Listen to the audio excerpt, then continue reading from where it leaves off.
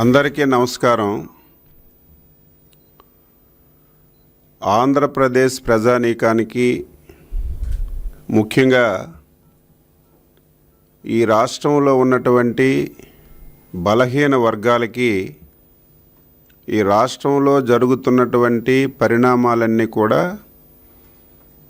బలహీన వర్గాలకు చెందినటువంటి ఒక వ్యక్తిగా నాపై బాధ్యత ఉండి ఈరోజు ఈ పాత్రికేయుల సమావేశం పెట్టానని చెప్పి తెలియచేస్తున్నాను.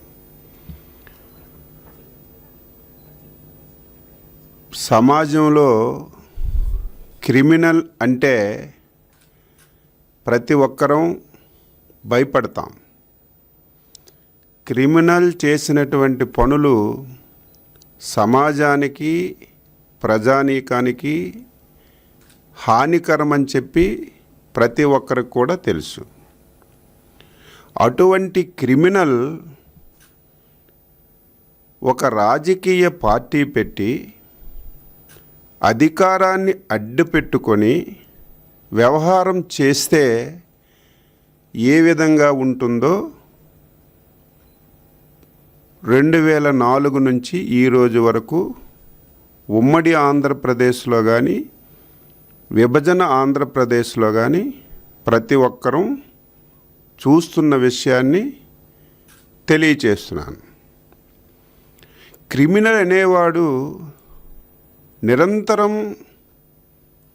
తప్పులు చేస్తూనే ఉంటాడు.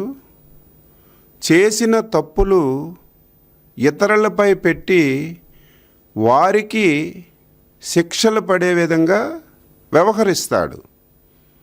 అదే కోవకు చెందినటువంటి వ్యక్తి మన రాష్ట్రంలో గొడ్డల పార్టీ అధ్యక్షుడు అని చెప్పి ఈ సందర్భంగా తెలియచేస్తున్నాను.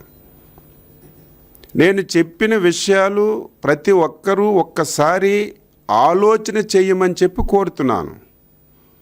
ఇందులో వాస్తవాలు గ్రహించమని చెప్పి కోరుతున్నాను.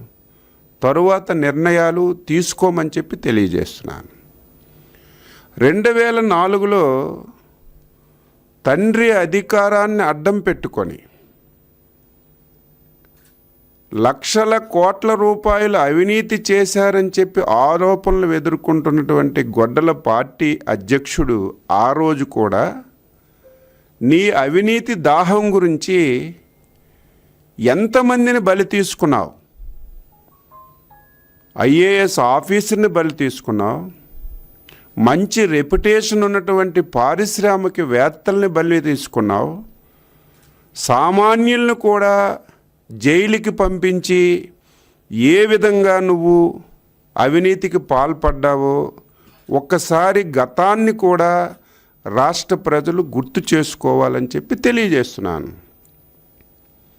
తరువాత మాయమాటలు చెప్పి, ఆచరణ కానివన్నటువంటి మాటలు చెప్పి ప్రజలకి తప్పుదోవ పట్టించి 2019లో అధికారంలోకి వచ్చావు. ముఖ్యమంత్రి అయ్యావు. ముఖ్యమంత్రి పదవిని అడ్డం పెట్టుకొని ఏ విధంగా దోపిడీ చేశావో మనం మాట్లాడుకోవాల్సినటువంటి అవసరం లేదు. ఆంధ్రప్రదేశ్ రాష్ట్రంలో ఉన్నటువంటి ప్రకృతి వనరులన్నీ కూడా అధికారాన్ని అడ్డం పెట్టుకోవడమే కాదు, అమాయకులైనటువంటి బలహీన వర్గాల మెడ మీద కత్తి పెట్టి ఈరోజు నువ్వు అవినీతి చేసిన విషయాన్ని ఒక్కసారి గుర్తుపెట్టుకోవాలి. నువ్వు చేసినటువంటి అవినీతి ఒక్కొక్కటి ఈరోజు బయటపడుతున్నాయి. ఆర్థికంగా నువ్వు బలపడ్డావు, అన్యాయంగా ఈరోజు చాలామంది బలవుతున్నారు. నేను 2 రోజుల నుంచి గమనిస్తున్నాను. గొడ్డల పార్టీలో ఉన్నటువంటి బలహీన వర్గాలు గొంతు చించుకొని మాట్లాడుతున్నారు. చంద్రబాబు నాయుడు గారు, లోకేష్ బాబు గారు బలహీన వర్గాల మీద కక్ష గట్టారని సిగ్గు లేకుండా, ఎగ్గు లేకుండా మాట్లాడుతున్నారు. నేను సూటిగా అడుగుతున్నాను, మీరు తప్పులు చేశారు. గొడ్డల పార్టీ అధ్యక్షుడు చెప్పిన ప్రతి పని మీరు చేసి, అవినీతి చేసి, అక్రమంగా దొరికిపోయి మీరు కేసుల్లో ఇరుక్కొని మీరు జైలుకి వెళ్తుంటే ఇదేదో బలహీన వర్గాల మీద కక్ష కట్టారని మాట్లాడుతున్నారు. 2019-24 బలహీన వర్గాల మీద దమనకాండ చేశారు మీరు. ఆషామాష విషయం కాదు. నిన్న ధర్మాన ప్రసాద్ గొంతు చించుకొని మాట్లాడుతున్నాడు. నేను బలహీన వర్గాలకు చెందిన వ్యక్తిని కాదా? మా సోదరులు కొల్లు రవీంద్ర బలహీన వర్గాలకు చెందిన వ్యక్తి కాదా? రాజకీయ చరిత్ర కలిగినటువంటి వెలమల రామకృష్ణ గారు బలహీన వర్గాలకు చెందిన వ్యక్తి కాదా? అయ్యన్న పాత్రుడు గారు బలహీన వర్గాలకు చెందిన వ్యక్తి కాదా? ఈ విధంగా ఎంతోమంది బలహీన వర్గాల్ని టార్గెట్ చేశారు. మేము చేసిన తప్పేంటి? తెలుగుదేశం పార్టీకి, చంద్రబాబు నాయుడికి అండగా ఉండడం. 2019 నుంచి 24 వరకు నువ్వు చేసినటువంటి దోపిడీ, ప్రజా వ్యతిరేక విధానాలు, అరాచకాలు గొంతెత్తి మాట్లాడడమే మేము చేసిన తప్పు తప్ప మేము చేసిన తప్పేంటి? నాకు 2 సార్లు జైలుకి పంపించారు. ఆన్సర్ చేయాలి. చేయని తప్పుకి కావాలని చెప్పి అచ్చెన్నాయుడు గారు తెలుగుదేశం పార్టీలో బలమైనటువంటి గొంతు. ఆయన మొదటే మనం కేసులు పెట్టి జైల్లో వేసిస్తే భయపడి బయటికి ఎవరు రారని చెప్పి 80 రోజులు కేసు పెట్టారు. ఒక్కటంటే ఒక్క ఆధారం, ఒక్క పైసా అంటే ఒక్క పైసా ఎక్కడి నుంచైనా మేము తీసుకున్నట్టుగా ఒక్క ఆధారం కూడా చూపించకపోతే ఆ కేసులన్నీ కూడా కొట్టేశారు. రెండవది, గొడ్డల పార్టీలో ఉన్నటువంటి ధర్మాన ప్రసాద్ మా జిల్లా వ్యక్తి. నువ్వే రెవెన్యూ మంత్రిగా ఉన్నావు. లోకల్ బాడీ ఎలక్షన్స్ వచ్చాయి. నేను మా ఊరిలో, మా ఇంటిలో, మా ఆఫీసులో ఉన్నాను. మా గ్రామ పంచాయతీ ఎన్నికల్లో నా దగ్గరికి వస్తే మీలో మీరు కూర్చొని రాజీ చేసుకొని ఏకగ్రీవం చెయ్యండి అని చెప్తే అదేదో నేను చెప్పడం కాదు, రికార్డు అయింది. రికార్డు కూడా బయట పెట్టారు.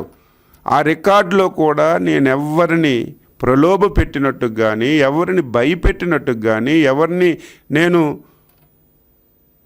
బాధ పెట్టినట్టు కానీ ఆ రికార్డులో కూడా లేదు. ఆ రోజు ధర్మాన ప్రసాద్ బీసీ డైరెక్షన్లో నా మీద అటెంప్ట్ మర్డర్ కేసు పెట్టి శ్రీకాకుళం జైలుకి పంపించారు. ఆన్సర్ చేయమని కోరుతున్నాను. మా కొల్లు రవీంద్ర గారు ఒక ఫోన్ కాల్ వచ్చిందని చెప్పి ఆయన మీద మర్డర్ కేసు పెట్టి జైల్లో పెట్టారు. రామకృష్ణ గారి మీద ఎస్సీ అట్రాసిటీ కేసు పెట్టారు. అయ్యన్న పాత్రుడి మీదుగా రేప్ కేసు పెట్టారు. బలహీన వర్గాలు ఆ రోజు ఏ విధంగా బలైపోయారో మీరు గుర్తులేదా? ఈరోజు మీరు మీ కుటుంబ వ్యవహారాల్లో మీరు చాలా చాలా తప్పులు, ఇదేదో అచ్చెన్నాయుడు చెప్పాడని కాదు, ఏది చేసినా చంద్రబాబు నాయుడు. నిన్న నాగేశ్వరరావుకి అరెస్ట్ చేశారు. ఎవరు చేశారు? రాష్ట్ర ప్రభుత్వంకి ఏం సంబంధం? కేంద్ర ప్రభుత్వంలో ఉన్నటువంటి ఎన్ఫోర్స్మెంట్ డైరెక్టరేట్ డైరెక్ట్గా మీ కుటుంబం యొక్క అకౌంట్లలో డబ్బులు పడ్డాయని వాస్తవాలు తెలిసిన తర్వాత ఈడీ ఎంక్వైరీ చేసి జైల్లో వేస్తే ఇదేదో బలహీన వర్గాల మీద కక్షను మాట్లాడుతున్నారు. జోగి రమేష్ అక్రమం మద్యంలో తయారీలో కానీ, మద్యం లిక్కరు డాన్గా తయారై వ్యవహరించినటువంటి తీరులో కేసు పెట్టి అరెస్ట్ చేస్తే దాని మీద మా మీద పడతాయి. నీ కుటుంబ వ్యవహారం, నీ కోడలు కొడుకు ఎప్పుడు చంద్రబాబు నాయుడు, లోకేష్ బాబు ఇలాంటి వీటి మీద ఎప్పుడూ కనీసం ఆలోచన కూడా చేయరు. నిస్సిగ్గుగా మాట్లాడుతున్నారు. నిన్న ఇదేదో చంద్రబాబు నాయుడు గారు, లోకేష్ బాబు గారు మా కుటుంబాల మీద కూడా పడ్డారని. అంత హీనులు కాదు. మీ అంత దరిద్రమైనటువంటి ఆలోచన ఎవరికీ రాదు. నీ కుటుంబ తగాయిదాన్ని మా మీద పెట్టి దాన్ని కూడా విమర్శిస్తున్నావు. ముందు దీనికి ఆన్సర్ చేయమని చెప్పి అడుగుతున్నాను. నిన్నందరూ కూర్చున్నారు బలహీన వర్గాల గురించి మాట్లాడే నైతిక హక్కు మీకు ఉందా అని చెప్పి అడుగుతున్నాను. స్వాతంత్రం వచ్చింది 80 సంవత్సరాలు అయింది. 35 సంవత్సరాలు ఈ రాష్ట్రానికి దేశానికి ఎన్నో రాజకీయ పార్టీలు పరిపాలన చేశాయి. బలహీన వర్గాలని ఓటు వేసినటువంటి యంత్రాలుగే వాడుకున్నారు తప్ప బలహీన వర్గాల గురించి ఎవరైనా ఎప్పుడైనా ఆలోచన చేశారా అని చెప్పి నేను అడుగుతున్నాను. ఫస్ట్ టైం విశ్వవిఖ్యాత నట సార్వభౌముడు నందమూరి తారక రామారావు గారు తెలుగుదేశం పార్టీ పెట్టిన తర్వాత బలహీన వర్గాలకి ఆర్థికంగా, రాజకీయంగా, సామాజికంగా అవకాశాలు వచ్చిన విషయాన్ని ఘంటాపదంగా బల్లగుద్ది ఈరోజు చెప్పదలిచాను. అందుకే ఈ రాష్ట్రంలో ఉన్నటువంటి బలహీన వర్గాలు ఓన్ చేసుకున్నారు. బలహీన వర్గాలంటే తెలుగుదేశం, తెలుగుదేశం అంటే బలహీన వర్గాలు. ఈరోజు రిజర్వేషన్ల గురించి మాట్లాడుతున్నారు, అభివృద్ధి గురించి మాట్లాడుతున్నారు, బలహీన వర్గాల సంక్షేమం గురించి మాట్లాడుతున్నారు. 2014-19 బలహీన వర్గాలకి ఒక స్వర్ణయుగం. సంక్షేమ పథకాలు అందించడంలో కానీ, బలహీన వర్గాలకి విద్య, వైద్యం, స్వయం ఉపాధి ఉండాలని ఆ రోజు మేము తీసుకున్నటువంటి కార్యక్రమాలు కానీ నభూతో నా భవిష్యత్తు, రిజర్వేషన్లు కానీ ఏది తీసుకున్నా సరే తెలుగుదేశం ఈరోజు ఎన్డీఏ ప్రభుత్వం తప్ప ఏ రాజకీయ పార్టీ, ఏ నాయకుడు బలహీన వర్గాల గురించి ఆలోచించలేదు. 2014లో నేను కూడా బీసీ మంత్రిగా ఉన్నాను. ఒకేసారి ప్రతి నియోజకవర్గానికి ఒక రెసిడెన్షియల్ స్కూల్ చొప్పున 175 రెసిడెన్షియల్ స్కూల్స్ ఇచ్చాం. ఈ రాష్ట్రంలో ఉన్నటువంటి బలహీన వర్గాలు స్వయం ఉపాధి గురించి కుల వృత్తుల వారికి ఆదరణ పథకం కింద పనిముట్లు ఇచ్చి మేము కొని గొడౌన్స్కి పంపిస్తే ఎంత కక్ష కాకపోతే అధికారం మారిన తర్వాత దుర్మార్గుడు కళ్ళ ముందే పరికరాలన్నీ కనిపిస్తున్నా ఈ పరికరాలు ఇస్తే బలహీన వర్గాలకి మంచి జరుగుతుందని మొత్తం పరికరాలన్నీ గోడౌన్స్లో ఉంచి తుప్పు పెట్టిపోయి పక్కన పడేశారు తప్ప బలహీన వర్గాలకు ఆ పరికరాలు కూడా అందించినటువంటి దౌర్భాగ్యులు మీరు బలహీన వర్గాల గురించి మాట్లాడుతున్నారు.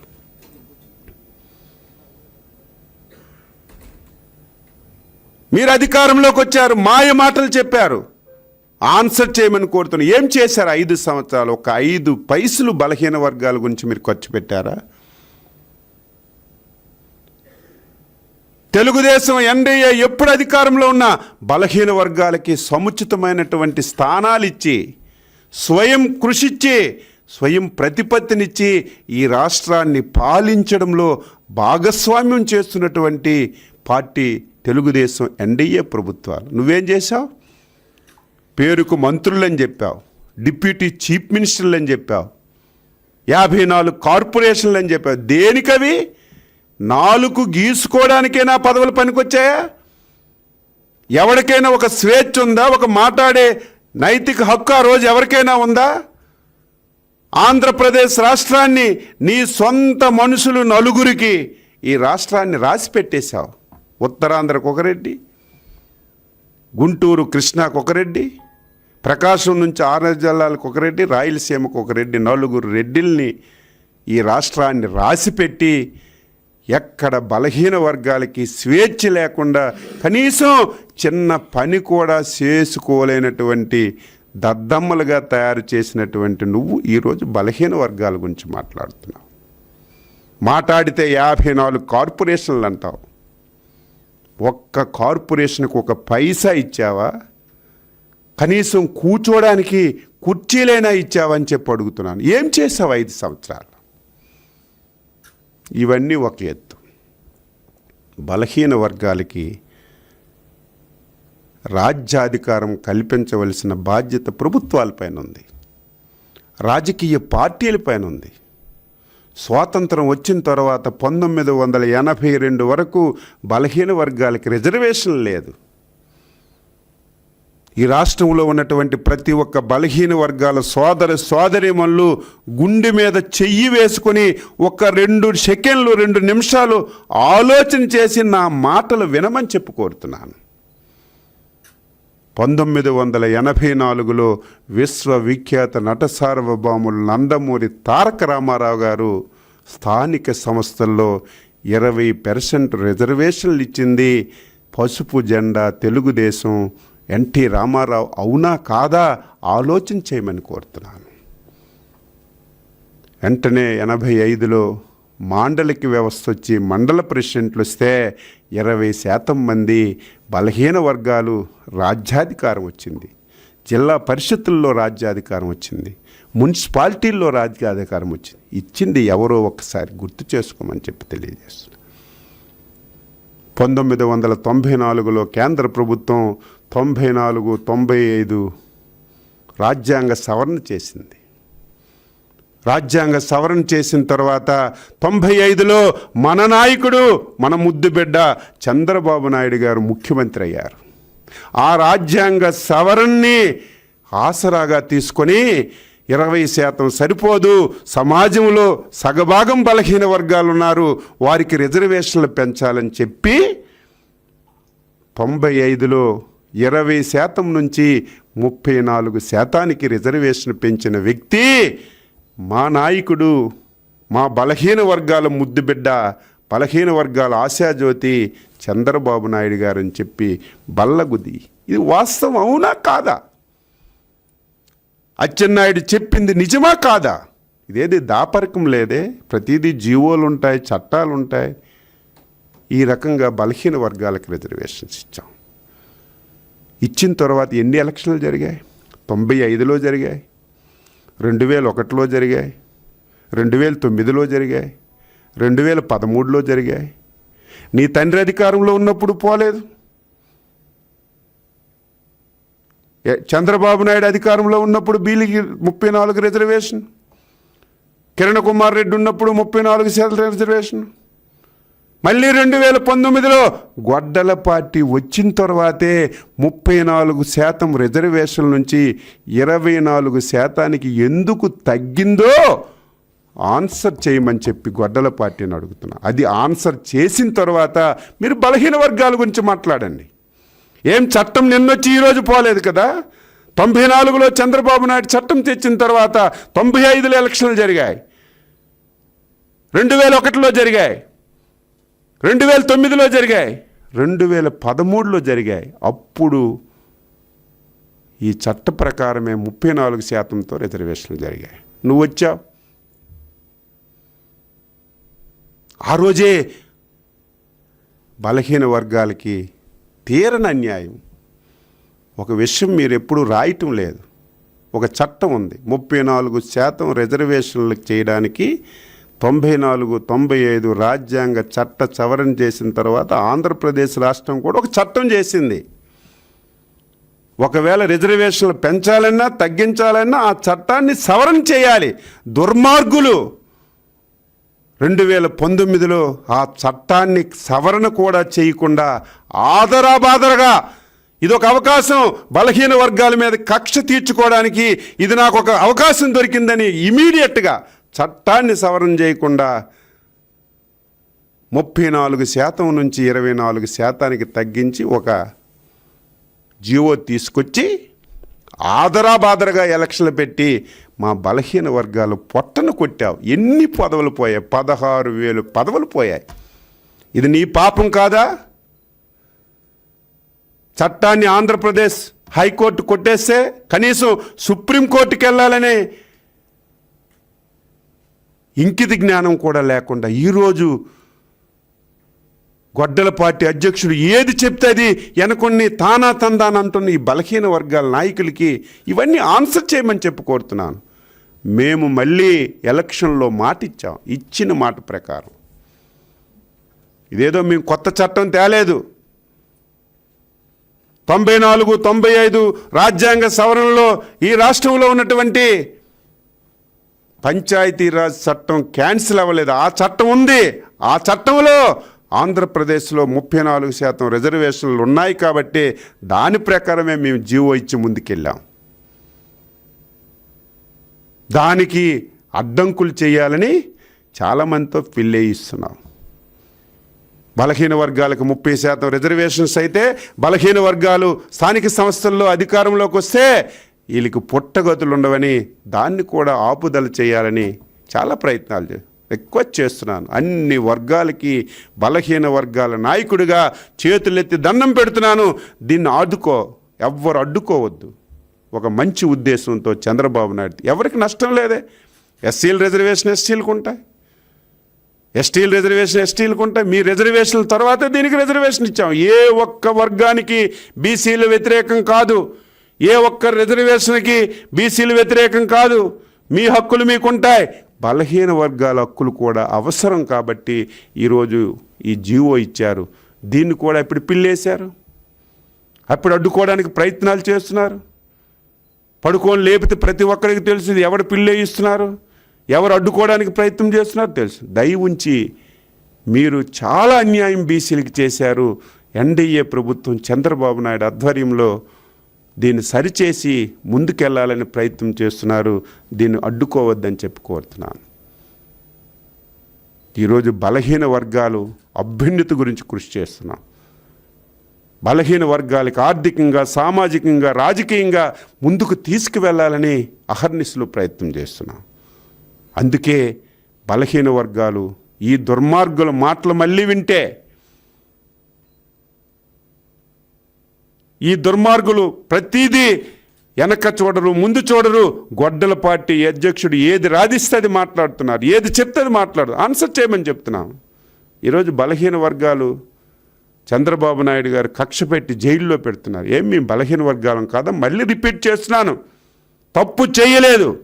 5 సంవత్సరాలు భూతద్దంతో ఎతికి అన్నీ చూసి ఎక్కడ ఒక చిన్న తప్పు కూడా మీరు పట్టుకోలేక, షేర్ షీట్ కూడా వేసుకోలేనటువంటి మీరు ఈరోజు అడ్డగోలుగా దొరికిపోయి కేంద్ర ప్రభుత్వం ఈడీ కేసులు పెట్టి చట్ట ప్రకారం వాళ్ళకి శిక్షలు వేస్తుంటే అది కూడా చంద్రబాబు నాయుడు గారి మీద వేసి మీరు లబ్ధి పొందాలని ప్రయత్నం చేస్తున్నా ఆంధ్రప్రదేశ్ బీసీలు తెలివైన వాళ్ళు, బీసీలు తెలుగుదేశం పార్టీ, ఎన్డీఏ ప్రతి ఒక్కరు కూడా అర్థం చేసుకున్నారని చెప్పి తెలియజేస్తూ మరొకసారి ప్రతి ఒక్క పౌరుడికి రిక్వెస్ట్ చేస్తున్నాను, ఈ రిజర్వేషన్స్ ఎవరికి వ్యతిరేకం కాదు. గొడ్డల పార్టీ మాట విని మీరు కోర్టుల్లో పిల్లేసి బలహీన వర్గాలకు అన్యాయం చేయొద్దని చెప్పి ఈ సభాముఖంగా ప్రతి ఒక్కరికి కోరుతూ సెలవు తీసుకుంటున్నాం. జై హింద్.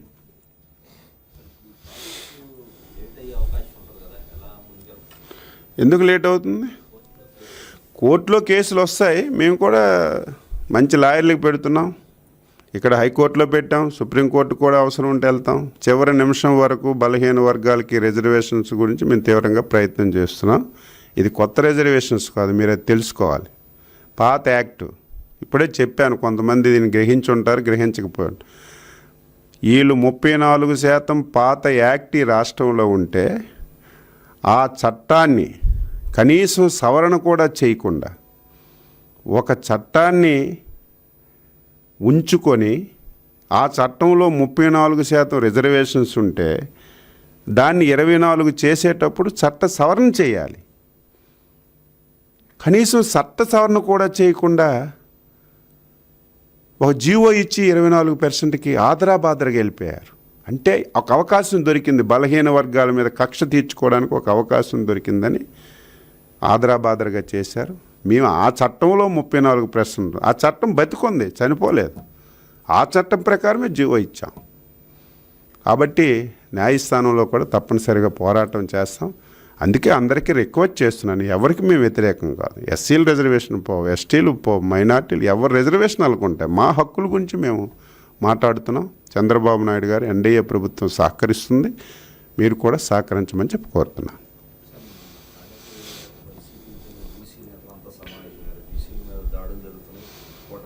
నేను ఇప్పుడు చెప్పాను కదా, ఆన్సర్ చేయమని చెప్పి సంఘటితంగా ఎత్తుక్కోవడానికి మీరు ఇప్పుడేం కొత్తగా ఆకాశం నుంచి దిగి రాలేదు. నేను ప్రతిసారి చెప్తుంటాను, ఇదేదో ఆషామాషిగా అనుకుంటారు అచ్చెన్నాయుడు ఏంటి మాటకి చెప్తానని. ఎవరో కొత్తగా ఇప్పుడే ఆకాశం నుంచి దిగొచ్చి ఒక రాజకీయ పార్టీ పెట్టి మాట్లాడితే ఇదేదో కొత్తోడు కదా వచ్చాడు కదా అని ఆలోచనలో పడవచ్చు. 5 సంవత్సరాలు ఈ రాష్ట్రానికి వెలగబెట్టి అధికారాన్ని దమనకాండ చేశావు. బీసీల మీద దమనకాండ, అక్రమంగా ఏం తప్పు చేశాం? నేను ఇప్పుడు చెప్పాను కదా, ఆన్సర్ చేయమని చెప్తాను. నాకు 2 సార్లు జైల్లో పెట్టింది. ఏం తప్పు చేశానని జైల్లో పెట్టావు? తెలుగుదేశం పార్టీ కరుడుగట్టిన కార్యకర్తగా ఉన్నాం, గొంతెత్తి మాట్లాడుతున్నాం, నీ అవినీతి అరాచక విధానాల్ని మాట్లాడుతున్నామని చెప్పి నా మీద కేసులు పెట్టారు. ఈరోజు గొంతు చిచ్చుకుంటున్నారు. ఏం చట్టం తన పంచాయతీ చేయదా? ఈరోజు నేను చెప్పామా? ఈరోజు పేపర్లన్నీ చూశాను, డైరెక్ట్గా కుటుంబ సభ్యుల అకౌంట్లో ఎంత డబ్బు పడ్డాయి నేనే పేపర్ చదివాను. నీ కుటుంబ వ్యవహారం. నేను ఆయన వచ్చి గొంతు చించుకుంటున్నాడు, లోకేష్ మీద పడుతున్నాడు, రెడ్ బుక్ అంటున్నాడు, రేపు డెత్ బుక్ అన్నాడు. రెడ్ బుక్కే కరెక్ట్గా పనిచేస్తే మీరు ఎవరైనా ఉంటారా? నీ కుటుంబ వ్యవహారం అది. మీలాగా మీ గొడ్డల పార్టీలాగా కుటుంబ వ్యవహారాల్లో దూరి కుటుంబాలను విడదీసే కుసంస్కృతి అసలు కల్లో కూడా రాదు మా నాయకులు చంద్రబాబు నాయుడు గారిలో. మీకు అది మీ వ్యవహారాలు మీరు తీర్చుకోండి. మీ వ్యవహారాల్ని చంద్రబాబు నాయుడు మీద, తెలుగుదేశం మీద, ఎండై మీద పెడుతుంటే ప్రజలు అమాయకులు కాదు. నేను ఈరోజు మళ్ళీ రిక్వెస్ట్, అచ్చెన్నాయుడు మాట అన్న ప్రతి మాట లైవ్లో చూస్తున్నారు, ఫేస్బుక్లో చూస్తున్నారు. తప్పుంటే అచ్చెన్నాయుడు మీరు మాట్లాడింది తప్పని మీరు నాకు ఆన్సర్ చేయండి, నేను మళ్ళీ ఆన్సర్ చేస్తాను. నేను ఓపెన్ మైండ్తో ఉన్నాను, ఓపెన్గా మాట్లాడుతున్నాను. ఎందుకు ఇంత ధైర్యంగా మాట్లాడుతున్నానంటే తెలుగుదేశం పార్టీ పుట్టుకే బలహీన వర్గాల పునాదుల మీద పుట్టిన పార్టీకి ఏ అవకాశం వచ్చిన వాళ్ళకి న్యాయం చేయడానికి ఆ రోజు ఎన్టీఆర్ కానీ, ఈరోజు చంద్రబాబు నాయుడు కానీ, ఎన్డీఏ ప్రభుత్వం పనిచేస్తుంది తప్ప ఎక్కడ బలహీన వర్గాలకి ఏ సమంత నష్టం కూడా జరగకుండా మేము పనిచేస్తున్నాం. మాకు స్వేచ్ఛ ఉంది, పరిపాలనలో మేము కూడా భాగస్వామ్యం అవుతున్నాం. మీలాగా డమ్మీలుగా మాత్రం ఇప్పుడు మిగలం అని చెప్పి తెలియజేస్తున్నాం. ఓకే.